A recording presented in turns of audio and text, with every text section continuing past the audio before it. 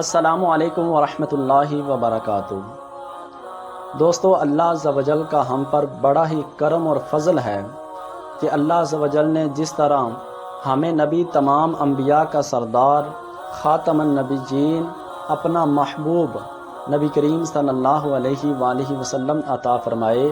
بالکل اسی طرح اللہ عز و جل نے ہمیں جو کتاب عطا فرمائی وہ باقی تمام کتابوں سے افضل و اعلیٰ ہے۔ ویسے تو قرآن مجید کا ایک ایک حرف، ایک ایک آیت اور تمام صورتیں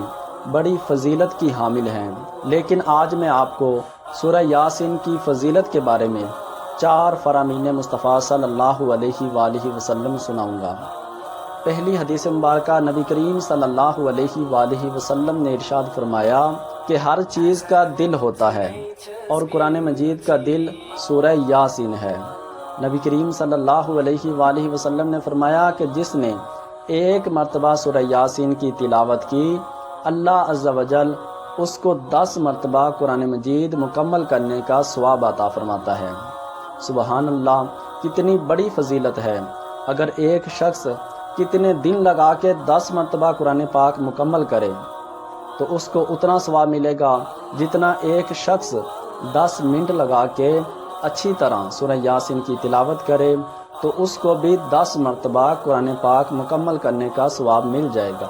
دوسری حدیث مبارکہ نبی کریم صلی اللہ علیہ وآلہ وسلم نے ارشاد فرمایا کہ جس شخص نے صرف اللہ کی رضا کے لیے، یعنی کسی کو دکھانے کے لیے نہیں بلکہ اللہ عز و جل کی خوشنودی حاصل کرنے کے لیے سورہ یاسین کی تلاوت کی تو اللہ عز و جل اس کے پچھلے تمام گناہ معاف فرما دے گا۔ تیسری حدیث مبارکہ نبی کریم صلی اللہ علیہ وآلہ وسلم نے ارشاد فرمایا کہ جس نے اپنے دن کا آغاز سورہ یاسین کی تلاوت سے کیا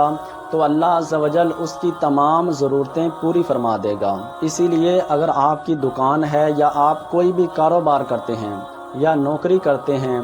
تو آپ اپنے کام کا آغاز سورہ یاسین سے کریں، انشاءاللہ آپ کے کاروبار میں بھی برکت ہوگی اور آپ کو سورہ یاسین کی تلاوت کرنے کا ثواب بھی مل جائے گا۔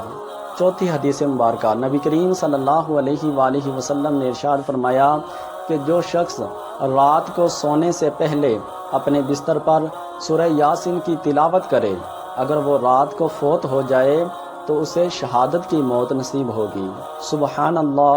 ہر شخص یہ دعا کرتا ہے کہ کاش اسے شہادت کی موت نصیب ہو جائے۔ نبی کریم صلی اللہ علیہ وآلہ وسلم نے کتنا پیارا وظیفہ ہمیں بتا دیا، لہٰذا ہمیں اس پر عمل کرنا چاہیے۔ دوستو، ہمارا اس دنیا میں آنے کا ایک بنیادی مقصد یہ بھی ہے کہ ہم آخرت کی تیاری کریں،